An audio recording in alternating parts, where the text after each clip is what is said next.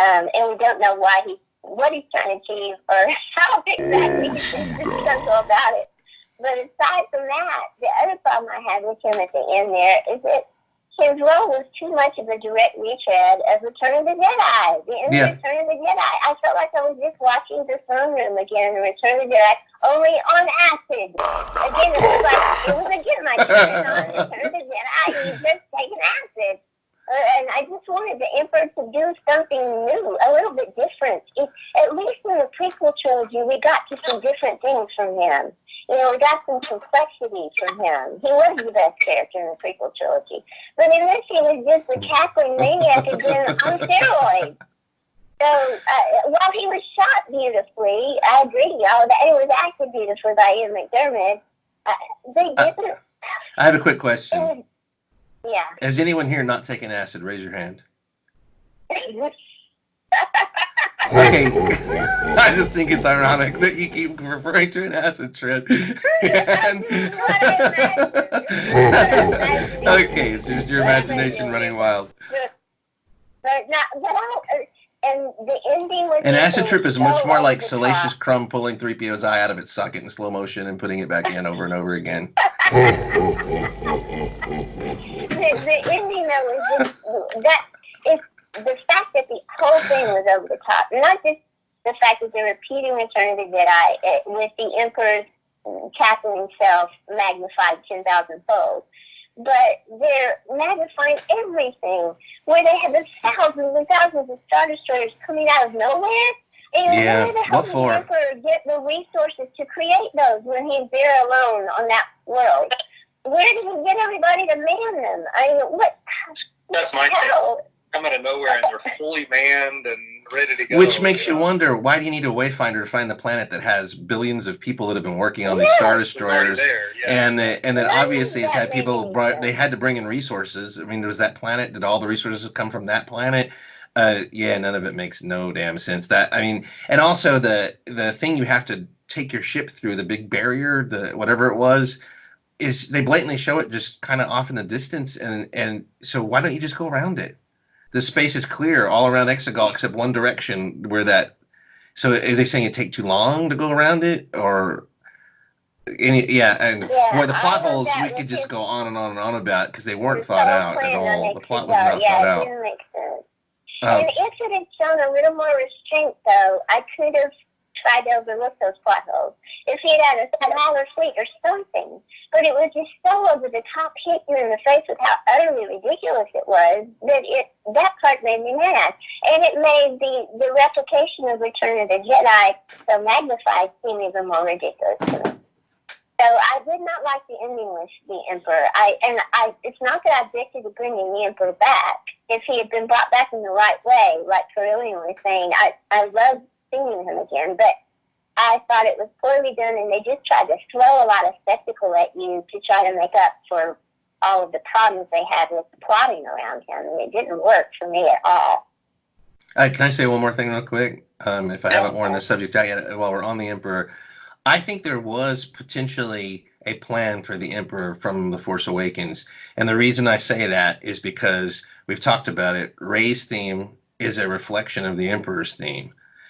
So if anybody knew about this when constructing themes for a trilogy, and there was a plan, it would be John Williams, besides the directors and writers, because he has to construct themes that are carried over the 3 movies.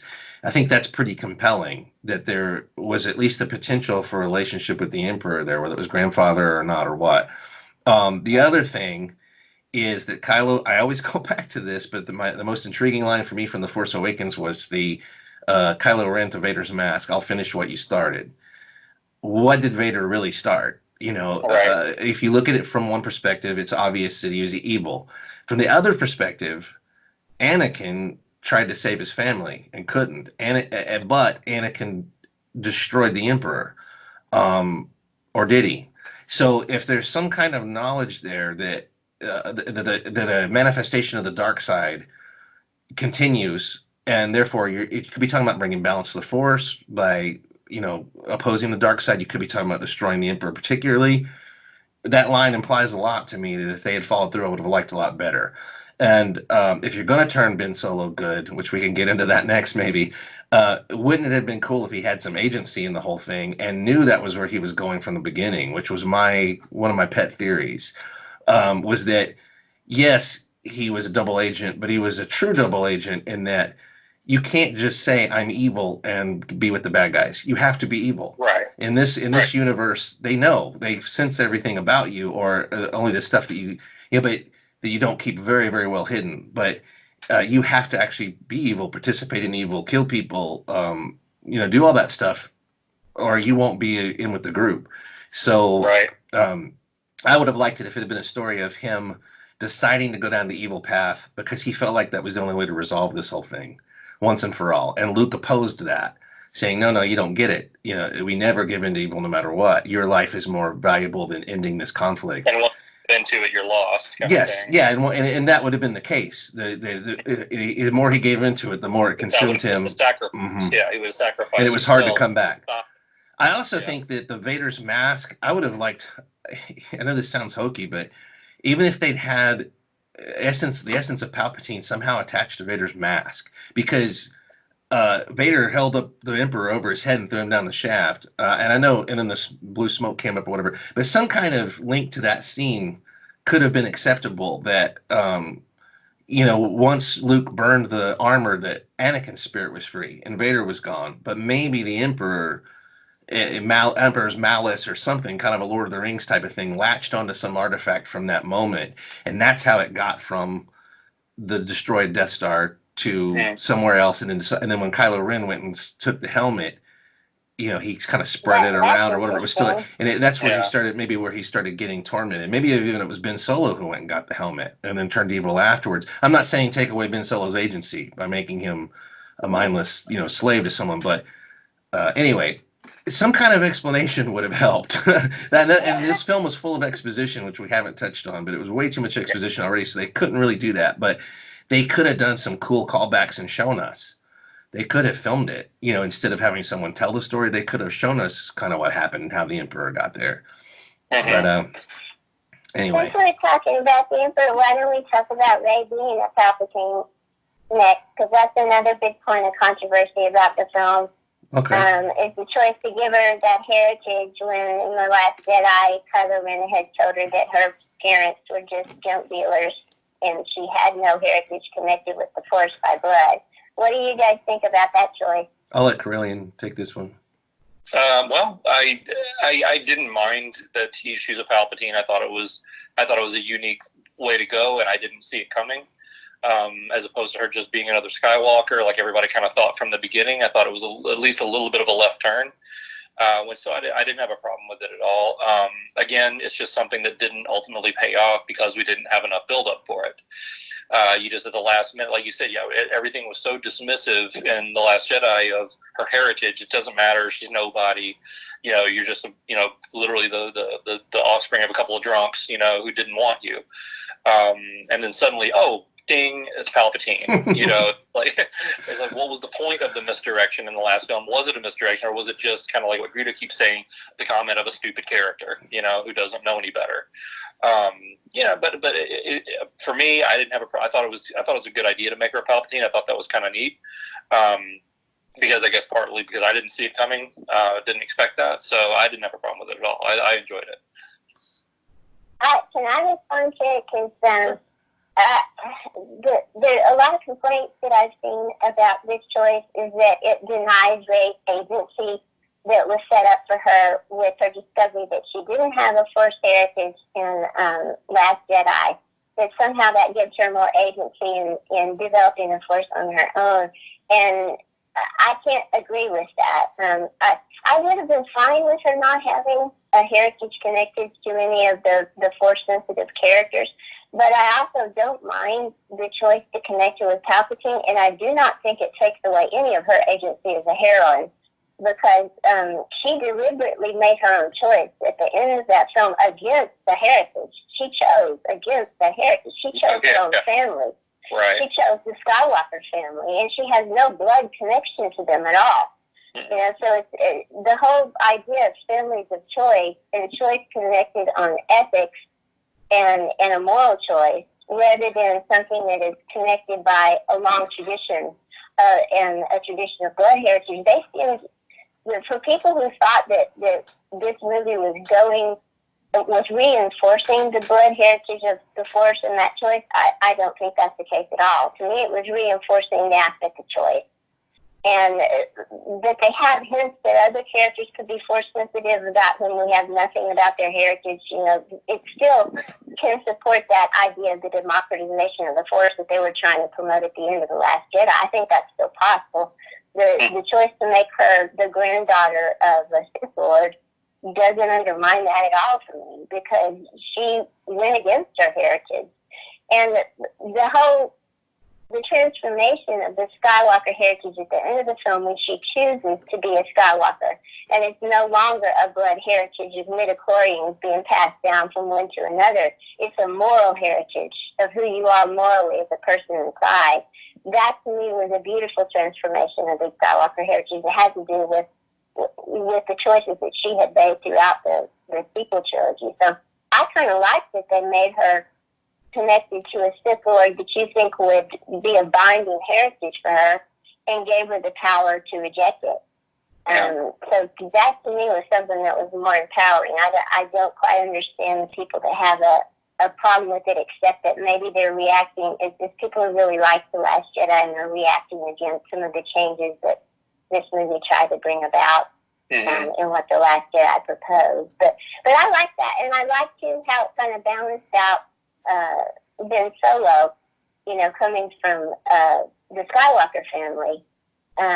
You got the two then antagonists then coming together from both sides and making their own choices against their heritage. Each of them have made different choices. So it's all more about the agency of the individual than it is about legacy, ultimately. Yeah. So, yeah, I didn't have a problem with it. I liked it. I felt from the beginning that there was more about her than a nobody. And it was obvious that the first film, Force Awakens, implied that. And I had the suspicion, like Greedo was suggesting, that might have been the Palpatine connection that they were intending from the beginning. I think they were. Not to cut you off, but I agree. Yeah, with Greedo, that I think that's actually a connection I didn't make before. But I can, when you said it out like that, I can connect the dots, and it does make sense. Well, if Snoke was Plagueis, then in a way you would still be finishing what Vader started, because you would be taking out the root of the evil that Palpatine came from, that survived him or whatever. That would explain why Snoke was so determined to find this girl. And Snoke would want to snuff her out because she's a descendant of his apprentice who turned on him, or he may want to try to manipulate her like he tried to do the others. I don't know. I've never seen Star Wars as a bloodline story, other than thematically that the bad guy is your father. That you are reflected in things that you never thought were possible from yourself, or possible on the good and the bad, which is why I would have liked to have seen a bad character. I would have liked to have seen a bad character have that turned on them. Like some of these First Order people who were kidnapped, it would be cool if one of the evil ones finds out their heritage is actually good and that they were kidnapped and brainwashed and stuff. I would have liked to have seen that reverse, but I've never seen Star Wars, no matter how many things they put in about prophecies, and it just so happens to be about this family, like a soap opera. It doesn't mean that the Skywalkers are the end all be all of the Force, any more than Gollum balanced the Middle Earth by falling with the ring into, he just happened to be the one there to do it. He was destined to do it, but it doesn't, you don't have to be descended from Gollum to oppose a force of evil in Middle Earth, So I've never seen it that way, and so that doesn't bother me in the least. I do see validity to the complaint that the way the movie's shaked out because of no plan is that Rey ends up with Luke Skywalker's X-wing, Luke Skywalker's lightsaber, Leia's lightsaber, the Millennium Falcon, BB-8, C-3PO, R2-D2, Luke's helmet. They're telling how much stuff she ends up with. She's like the ultimate Star Wars collector by the end, and that's not good enough for her. She takes the name too. I can understand people being a little frustrated if they are still wanting, a little more balance and a little more. Rey just has too much stuff handed to her through this whole sequel trilogy. And we're still kind of on dislikes in the Force and the Emperor. I still don't like how the dark side and the warning of the dark side and what the dark side is was never explained to anyone in this whole three movies. We had Yoda to do it in the first three movies. Ben warned about it. He said he was seduced by the dark side, but he didn't really go any further than that. Yoda went explicitly into, and then Ben said later, it's a dangerous time for you, where you will be tempted by the dark side of the Force. No one talks about being tempted by the dark side of the Force anymore. And Rey is allowed to get as angry as she wants. In fact, every fight scene, she seems to be fighting and tapping into anger and viciousness. Yeah. And but stemming probably from feeling powerless and then being frustrated. But still, not one of her mentors, not one of her teachers, good or evil, tells her what she's doing, and tells her the differentiation between the dark and the light. They just say, close your eyes, you'll feel the light. Get angry, you'll feel the dark. So I don't have much hope for the future of the Jedi Order, because even though she has the books, I guess you could just assume she learned it all from the books, but it's very confusing to me. I don't think they addressed the core of the Force philosophy while they sought to expand it just willy-nilly everywhere with dyads and Force Skyping and lightning that can take down star cruisers and all the stuff they decided to do. They ignored the core, which the spirituality of it and the kind of moral essence of it, and the heart of it, I would have liked to have heard again, to reconnect with that, rather than the flashing lights and the power, unlimited power, power, unlimited power. You're right. The Force has always been more about moral choice than about midichlorians. I mean, it always has been. So, and they should have developed that further. And with the return of Luke, that might have been an opportunity to do that. And also, they're ignoring a theme that worked its way into the original trilogy, which is when people focus on the power, they lose sight of what's actually going to happen. That is their weak spot. Obi-Wan and Yoda are like, that boy's our last hope. When Luke says, I can't kill my own father, Obi-Wan says, well, the Emperor's already won. They can't see beyond their own projections of what power means. And Vader says, Luke, you don't know your own importance. You can destroy the Emperor. That's why you're important. That isn't really why he was important. And so anyway, I would have liked to have seen that theme in here. And they kind of brushed with it a little bit. I'm going to start veering into likes now because we've spent a long time on dislikes. But I liked Rey in this movie, in Rise of Skywalker, more than I have in the other two. Although I liked her in The Force Awakens. But I finally, as a developing character, I liked her a little bit again. And it was because it was the moments where she showed her kind-heartedness. And Daisy really did a good job with that, of not hitting you over the head with it. It just happened in scenes. And they say it's kind of one of the traits of a fan fiction character is that everyone likes that character, and nobody's allowed to criticize her. But I felt it was more natural in this movie, like because she was opening and kind-hearted to people were giving her that back. And that's the character I wanted to see. Rey does not succeed as a conflicted character at all. It just doesn't work for me. I didn't see it in The Last Jedi. I didn't see it in this movie. She needed to be a hero with a clear mission and then opposition. And making it extremely hard for her to overcome it. They made it way too easy for her to overcome everything, and they tried to make her conflicted. And I just felt like that was. But when she's being kind-hearted and showing the Skywalker legacy, which depends on which legacy you want to pick, but let's pick the good one. I saw her as more heroic, as a person of the people. She's not looking for accolades. She's not looking for political office. She will find the lowliest person there and connect with them, in a scene or whatever. And she pays attention to people in pain and things in pain. That is a character I want to see a little more about. And sure, she can have shades and be human and not be perfect. I'm not saying that. But this whole thing of whether she's going to go dark, we all know she wasn't going to go dark unless they really got bold and did something completely different. But anyway, one of the things I liked was her character in this movie. It was more relatable to me as a hero. And I liked that a lot better. I wish there had been more of that. Instead of just them saying, you're our best fighter, we're pinning all our hopes on you. I want to know why. Why is she the best? Why are people drawn to her? I want to see it. I don't want to be told that's what's happened. And they did show us a little bit. What about the connection with Kylo Ren and Solo? What did you think about the two of them? they're the dyad of the Force? Is that what the Emperor said? I kept picturing half man, half centaur, or centaur like a half man, half horse, or dryad. It was like, wasn't a dryad a Greek? Yeah. Does anyone know is dyad a real word? Is it like, I don't know. You're the PhD. If you don't know, no one knows. Yeah, if anybody here knows, it would be good. Yeah, I think it is, but I think it was undeveloped. Unfortunately, we still don't know what Kylo Ren kind of pinned his hopes on it. Like, I got an ace card against the Emperor. He doesn't know that two are going to overcome him, and it never really went anywhere. It was another.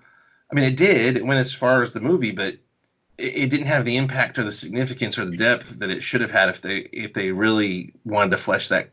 Why even throw that in there? Why is the trader laughing? Because I have the answer. Oh, you looked up dyad. I looked up what dyad is. Now, everybody put your seatbelts on. Okay.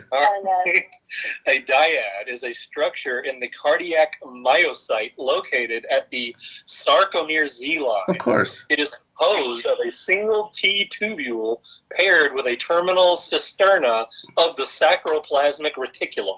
That was Kylo. The placulus secularum was Kylo, and the first thing was Rey. Because they were paired. The sacroplasmic reticulum was Kylo, and the thing that sounded better was Rey. Look clunky. So somebody was a med student. Somebody was a med student at some point and dropped out of college, and they're throwing in medical terms into a Star Wars script. We can use this. Yeah. Rey, we're a sacroilium panel plaque of the Force. The dyad crap. Okay, what about the relationship between them and the redemption of Kylo Ren and Ben Solo? Carillion, you mentioned that you really liked that in our last episode when you were talking about that was a high point from the sequel trilogy for you. Yeah, I enjoyed his redemption. And it's apropos that he died afterwards, that because you can't have him come back from what he was. I don't think. You can't have him come back from this, megalomaniac, multi-murdering across the galaxy, type. Everything's fine all of a sudden because he takes out the Emperor and kisses Rey, and they go off and have, the house with the white picket fence. It doesn't. It's just not going to work that way thematically. So I think the way they handled it was well done. I think honestly one of the main reasons why I do like his redemption is because I think he was one of the few characters, one of the only characters in this entire sequel trilogy that I actually developed a like for, and not to say I dislike the other ones, but I just didn't feel a connection with many of these characters. I mean, with Rey, with Poe, with Finn, I really didn't. Not that I didn't want to, I just didn't feel much for them, and I actually felt more for Kylo for some reason. I don't know if it was just Adam Driver's performance or whatever it was, but I enjoyed his character better, so therefore I enjoyed the redemption of his character towards the end there. So, in the end, I think they handled it well, and I liked seeing him come out of where he was. And then, and I know it's kind of something new with this whole passing the life force. It's like a new thing suddenly in this film, but they did at least use it. And I think that showed his ultimate sacrifice at the end, because he knew that it would take the last of his strength to keep her alive, and he willingly gave that. I expected Maz Kanata to show up and tell us that, though, right before he did it. Oh, right, exactly. Hello. You just walk into the frame and start people out there, Kylo is sad because he knows it will take the last of his life to make it happen. Okay, I'm leaving now. I have to agree with the traitors. I went into this film knowing that they're going to try to redeem him because he's the son of Han and Leia. They're not going to let him die evil. But also knowing that he had to die, just like Darth Vader did, because of the mass murder, and he killed Han Solo in front of every fan. And, you can't let that guy live on and happy, or you can't let him live on and have any punishment that is worthy of that. So he has to die. And then going in there knowing those things, I thought it was going to be completely hokey. I thought there wasn't going to be a way they could pull it off. And I thought that they did pull it off really well. To a great degree because of Adam Driver's performance. His performance was just stellar all throughout as Kylo Ren, and he really didn't have that much to work with. And one of my main complaints about Kylo Ren, all the way back from Force Awakens, is that I still don't know why he did what he did. I don't know why he went to the dark side. I like Greedo's idea that we could have had a little bit more fleshing out of him making the decision as to what he was trying to achieve from his grandfather's legacy. You know, what exactly was he trying to finish that his grandfather began? Why did he choose that way? And the last year, I didn't explain it. I mean, when Luke looked into his mind when he was sleeping and saw that he was already going towards evil, there was still no reason why, you know? Mm-hmm. There were implications that there were problems in the cooling of your relationship with your mother and father, that they weren't attentive enough to him or something, but that doesn't explain why he would go to the extremes of evil that he did. So I would like to have had more foundation of why he was what he was. And Adam Driver did the best that he could with the lack of foundation there to give real a connection to the character emotionally, where I really began to buy it towards the end as to how he could make an about face. And it was just an astounding performance. I did not like the kiss after he brought Rey back to life. I don't have a problem with him having this new power of being able to bring people back to life, or force healing, or whatever it is. But we're always getting new stuff that the Force can do. I mean, we got the stuff from the prequel trilogy where people could come back as Force ghosts. You know, Yoda introduced that as something that was it. I don't have a problem with introducing a new Force power. But once Rey is revived, and that was a pretty neat way to demand that Kylo sacrifice his life to bring her back. Once she's revived, the kiss, like they're going to have a romance, you know, if he were to live on, that was ridiculous. And that was obviously just pandering to the Reylo fans. Mm-hmm.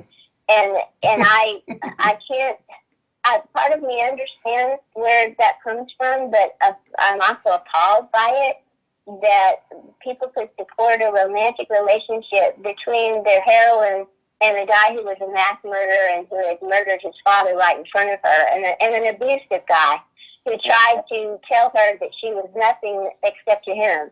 You know, all of the tricks that he tried to use in The Last Jedi were classic abuse tricks of the abuser who tried to control and manipulate their prey. And that anybody would want a romantic relationship between Rey and a guy like that, just, no, that's not acceptable. But he's hot. Even with him choosing to try to choose against the bad things that he had done, no. So that was one of those fan service pandering elements that made me sick. But he's so hot. What? But he's hot. He's so hot, though. Well, I don't deny there's sexual chemistry between the two actors. You know, have you seen Ben Swallow? And there was sexual chemistry, and there was a really good chemistry in terms of character connection between them, but it shouldn't have been developed in that romantic direction. It was like she made the deliberate choice in The Last Jedi against that. So why would you offer that at the end? That was silly. But other than that, the redemption for what it was, for having a lack of foundation for him being evil in the first place, I thought was pretty well handled overall. I want to come back to the Han Solo element in that redemption, but I'll turn over to Guido for a minute if you have anything to say about. I think you should feel fortunate that this wasn't a Showtime series or something, or an HBO series, because they would have been boning up until the moment he vanished. Oh, yeah. They would have thrown off their clothes right on the Emperor's desiccated corpse, you know, and been boning. But no, I agree with what you said as far as I don't have a problem with, this is going to sound really weird coming from me, but I don't really have a problem with the whole Reylo relationship thing as it happened in the movie. I have a problem mentally digesting the way people act about it and the way people just go so crazy for it, which that's their thing, that's fine. But no, I don't relate to it. Obviously, in a real world, that would never work. I don't think there's necessarily harmful messages in there because they're opponents through the whole thing. Never once does she say, I deserve to be treated that way or anything. He's a bad guy. Yeah. You know, he treats everybody like shit. So he actually treats her better than most people. It's just he's deficient. You know, he's full of evil. So yeah, he's no hero, and he did something possibly heroic at the end, but what was he gonna do? Go face trial? Run away? Yeah. He never once says he loved her, but his actions Yeah. was towards someone that he at least highly respected or loved. So I didn't have a problem with the kiss because we've never seen Rey kiss anybody before. She's naive, and yes, it was pandering. Obviously, they were trying to tried to check way too many boxes in this movie for all these different fan bases to try to make everyone happy. And it was like backfired. I don't think the Reylos like them for that. But I have more of a problem with the fact that she was laying there dead for 15 minutes and didn't fade away. She was every Jedi. She said, "I'm every Jedi," which means she's Obi-Wan. She's got Obi-Wan there. She's got Luke there. She's got all these people who know how to turn into a Force ghost, and she just lays there conveniently as the plot demands, so that Ben can climb up and take her place in 5 seconds. After they kiss, he turns into a Force ghost. So obviously, it is an instant thing on death. So that makes no sense, and that kind of thing bothered me. But I liked the scene. I don't like Rey and Kylo as a couple or anything, but I liked the culmination of that. Yeah, it's wrong, but there's a crap load of things in this universe and world that are wrong. I don't think it really poisoned or hurt anyone too bad, And he did try to be heroic at the end. So yeah, but I wouldn't kiss those filthy lips that killed Han Solo and witnessed the galaxy die. Why don't we talk about the return of Han Solo then? Because that was the turning point in his redemption arc, where his father appears to him again. Have you? I want to say one thing real quick before we go there. Have you heard of the Good Boy sweater? The what? The Good Boy sweater. Have you heard of the Good Boy sweater? No. Oh, it's just coincidence that I'm wearing a Good Boy sweater. I already had one for years. No, there's people call that the Kylo Ren undershirt that he wore as Ben Solo the Good Boy sweater. Because they're making fun of the Ben Solo thing. It looks like it came out of a catalog of a certain company or something, and he's good now because he's wearing the Good Boy sweater. Right. Yeah, but I did like Ben Solo, and it made me sad for what could have been if there had been a better explanation. If he had known, and I don't want to go too far into my own failed expectations, but how awesome would it have been if Kylo Ren or the Rebellion or anybody uses one of the Emperor's weapons against him, and they've. Not only did it, if you're going to bring the Death Star from Endor in, why not have somebody have salvaged that planet laser? And the Emperor doesn't know. And at the end, Kylo Ren turns it on and says, "Oh," because according to canon, the Emperor is actually Ben Solo's grandfather or great grandfather. According to what they've shown us, which they can't make up their minds, Palpatine, Sidious created Anakin, or was influenced by the Force to do it. We can't give him full credit. It may not have been his DNA in there, but he facilitated it with dark side powers or whatever. So why make Rey related to the Emperor at all? Why not just have it stick with what we've already established? And then Ben at the end allows Rey he allows her to escape somehow, embraces his great grandfather. And then his planet-killing weapon that he's brought along that nobody knows about annihilates Exegol and that whole fleet. I would love to see somebody finally good use one of those planet-killing. They're sitting around everywhere.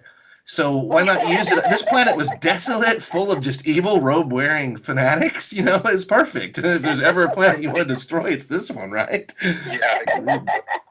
Anyway, but no, as far as Ben's redemption, I didn't have a problem with it, and I guess we're going to go to the Han Solo stuff next, and I will say I liked all that, and I was very surprised. I did not read any of the spoilers as much as I didn't care. I wouldn't care if I read spoilers, but I loved that whole bit. Harrison Ford really shocked me being back in that. I don't have a problem with either he was a Force ghost or not, because for years I've read all the backstories on this stuff in the original scripts. And in the original scripts, Ben Kenobi tells Anakin Skywalker, "I will be there when you die. Don't be afraid to die. I will be there, and I will not allow your identity to merge with the Force." So originally, the idea was that Ben Kenobi was willing to save his friend from becoming one with the Force, even though he shouldn't be afraid of it. He was trying to turn Vader back to good and saying, "I know you're afraid to die. go ahead and die. It's okay. I'm going to be here. I'm dead already, and in the mind of George Lucas, there is an ability of these Force ghosts to preserve the identity of others somehow.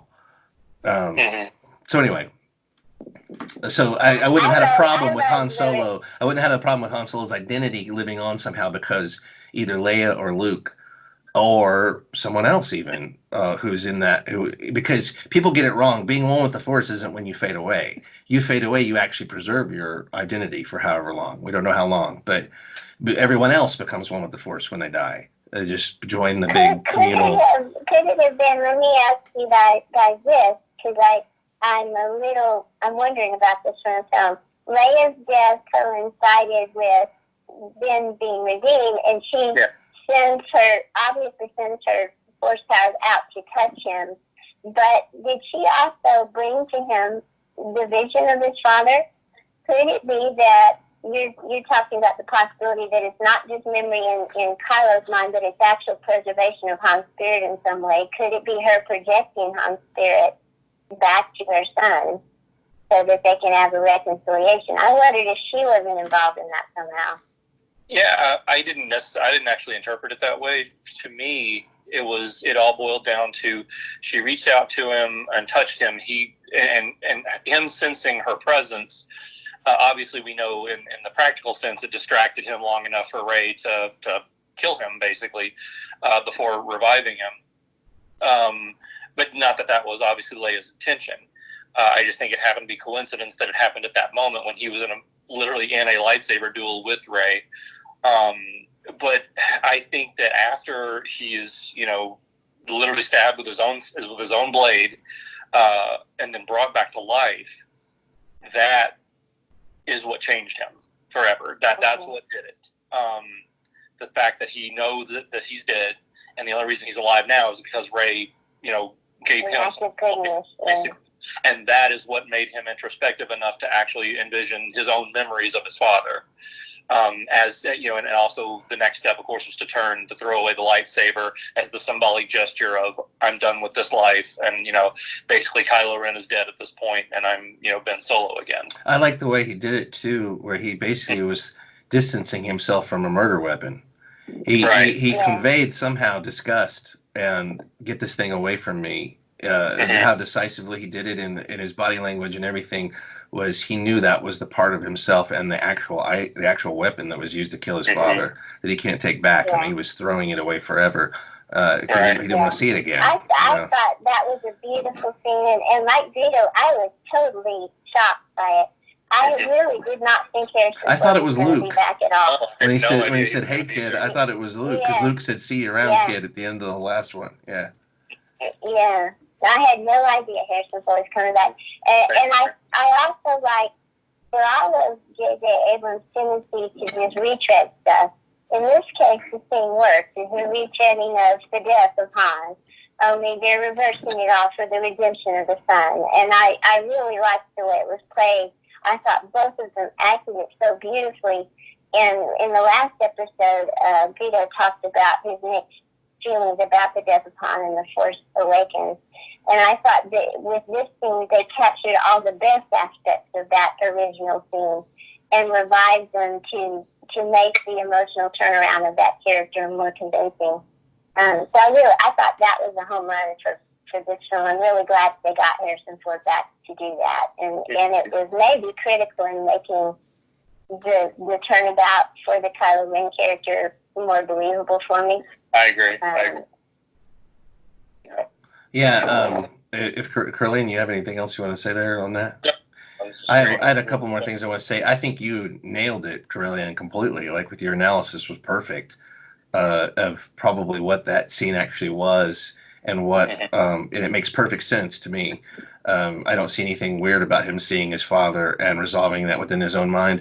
I also think within the Star Wars galaxy, people are saying there's no way Han could be a Force ghost because it just doesn't work that way. Well, like I said, according to George Lucas, it can work that way. At least some of the ideas he had and everything. I think that's an innovation they could have gone with that wouldn't have violated anything if it was actually him. And just like Gundark said, it was Leia channeling the spirit of Han Solo. Han Solo is a bright flame. I mean, he's not just going to extinguish. If there's a life after, he's Right. one of the, he's definitely going to stand out wherever he is. So anyway, and also this would come back to the connection of the medal, that she was holding the medal in her hands when she laid down and died. The medal was something that Han wore over his heart. And it's also the moment that Han became a better person is when he received that medal, and what he did to earn that medal. The medal was just an afterthought. But and when you think about it, that is one of the biggest moments that made our favorite moments list of Star Wars history, is when Han Solo returns and throws away what little. I mean, he's still got his darkness about him because it's part of his character, but he chooses his good side over his selfish side, which the definition of the dark side is selfishness, right? So you have this medal keying this moment where Ben Solo comes back, just like his father. He has no friends to return in help, really. Nobody wants his help. He has no friends, but just within himself and being the man he wants to be or doesn't want to be or whatever, just like you said, he's faced with mortality, he sees the end of the road, and that he's alone on this shattered Death Star. And I like that symbolism of the medal, the moment that his father came back for his friends and came back and decided to do something positive at the risk of himself, being connected to Ben Solo coming back, even however ephemerally they did it. And I love the fact they didn't spell it out. So Gundart can speculate, did Leia how much of a hand did Leia have in this? And you can take the more what we saw interpretation, and they're all right if you want to. That's one of the mysteries that is actually good. That J.J. Abrams has way too many mysteries, but I think this is one that did not need to be explained, and I loved it. I loved everything about it. So one of the best scenes in the movie, if not the best for me, was Harrison Ford and Adam Driver, and actually even the fight before that was really good as well.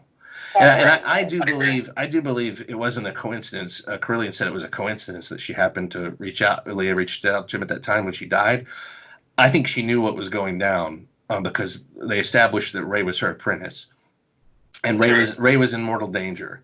And we've established in the past that people can tell, even the Emperor could tell when his apprentice was in mortal danger, Mustafar. So I think she knew it was all or nothing. That their hope was, if Rey goes down, Kylo's not going to forgive himself for that. He's not going to ever come back. Anyway, so I just think they didn't spell it out, and I'm fine with that. So, and that part of the movie, the middle part of the movie, really works for me, and that's part of it, big part of it. Well, since we're talking about Leia's role in that, why don't we talk about bringing back Leia overall? What did you think about what they were able to do with the footage of Carrie Fisher from Force Awakens?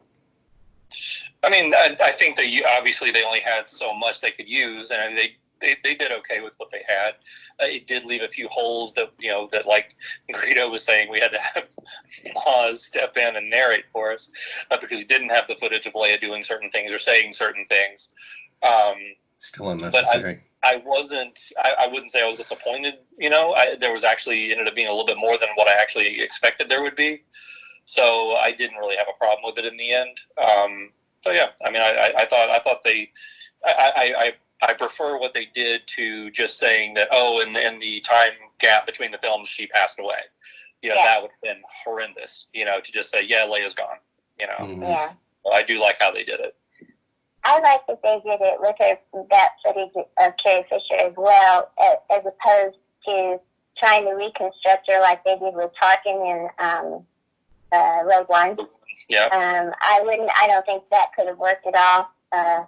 The bit of reconstruction they did, like the flashback where she's training with Luke, they actually took footage of her from Return of the Jedi for the face. They had her daughter, Billy Lord, the body, and that worked. But if you're going to try to construct an entirely new performance for the character who's gone, I don't think that our CGI technology has gotten to the point where we're beyond the uncanny valley yet.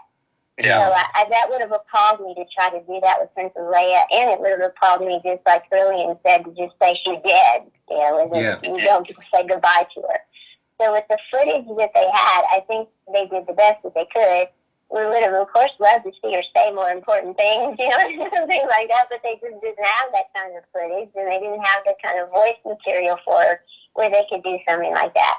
But the whole, there were three things that I really liked about her return that they did the best they could with. First was that they let her train Rey. I really love the fact that she got to have Jedi powers, Jedi knowledge, and she's passing it on to a new generation, because that's something that we had always dreamed of from the end of Return of the Jedi. You know, whenever Luke had told her that you have that power too. And I'm really glad that they focused a little bit on a training sequence. I loved the flashback to her training with Luke. That was one of my favorites. Yeah, that was just such a surprise. I didn't know that was going to happen. And to see her beat Luke, and then I know they're trying to retcon as to why she didn't go on to become a Jedi. Why did she return to being a diplomat? That she looked into the future at that moment, and she foresaw what was going to happen with Kylo Ren, and she had to put down her lightsaber. I guess that's the best they could do, and I'm okay with that. But I'm glad at least that we got a training sequence between her and Luke, and we got her wielding a lightsaber. Yeah. And I liked the way they constructed it with footage from her, of her from Return of the Jedi. Yeah. And then I liked her death. I thought they did the best that they could. I know that I felt she had to die, and they did the best that they could with what they had. And I liked that it was a moment of reaching out to both her husband and her son. Just like one of the things I appreciated about the death of Han Solo, Greedo complained in the last episode that he felt like that death did not help anybody grow. But I thought it was a growth moment for Han Solo. To me, that was a moment that brought his whole story out full circle. That it's another moment like him coming back to the Death Star at the end of New Hope. You know, that he's going forward to save his son. He's made a mistake. He's screwed up in his relationship with his family. That's not going to stop him from risking his life to go to try to save his son. And I just can't get over the moment of him touching Kylo Ren's face at the end before he falls. And all of that was so moving to me. So it was wonderful that in the death of Leia that they tried to kind of replicate that emotional connection between the families. I'm really glad that they let her die trying to reach out to her family. That made it much more meaningful to me. And I liked the element of Han's medal as well that Greedo was talking about, which I didn't recognize the first time I watched the film. I did not see that she was holding the medal as she passed. Yeah. And so I thought that was fan service pandering whenever Maz Kanata gave the medal to Chewie at the end. But the fact that she was holding it, and it was like a memento that channeled all of these emotions of those family connections, made it totally appropriate that it goes to Chewbacca. Because he's the other member of the family in a way, yeah. Yeah, I just thought that they handled beautifully with what they had. They handled the passing of Leia and what she had to give to the future generations beautifully for me. So, Greedo, what did you think about what they did with that footage, and especially about her death? Did you have any disappointments with the way they arranged that? No, other than the just weaknesses of the movie itself. And also, I still feel that it fell a little bit victim to this whole thing of the movies being rushed, because I was aware watching it that was CGI'd, that she was added to those environments, that they had changed her costume a little or whatever. Also, she's constantly standing there with a droid or with someone else, not moving, and people have to walk up and interact with her, and that uncomfortably reminded me of like World of Warcraft or something, where they have NPCs that stand there and you go up and they do pre-programmed responses, because everything she said sounded pre-programmed. Like, we're not going to get anything else out of Leia today. You know, you go back and try to talk to her again, she says the same thing over again. It was Westworld. It was more like Westworld to me. It was a little the uncanny valley thing. I wish they'd had more time to really tamp those scenes down and get them exactly right. But I mean, I don't guess we're going to get that anymore these days. The quality of movies is great, but there's things that obviously I wish they would spend a little more time on. And if they can't do them, I don't know if you still put them out there or not. But I think I'd take it in this case, because we're dealing with fate, and the actor's no longer here. There's nothing you can do.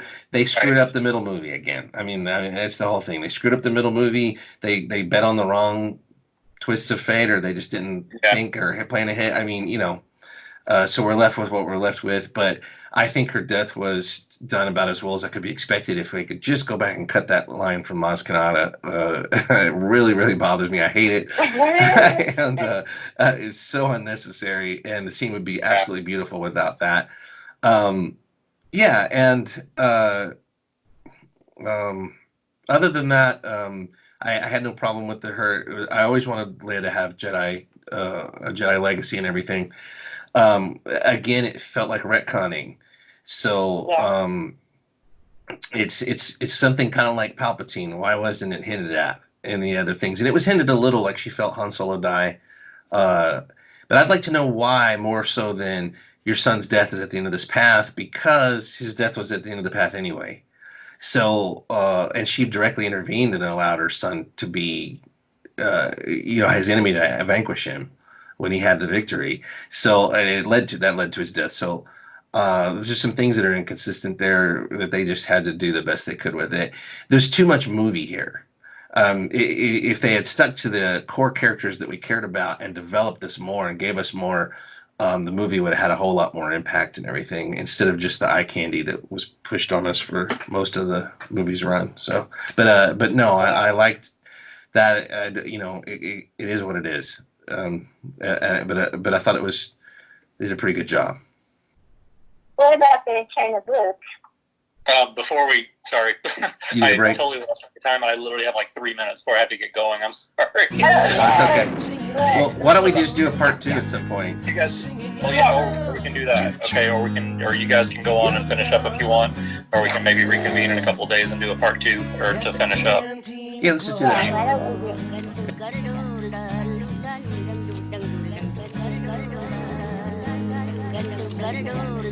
God.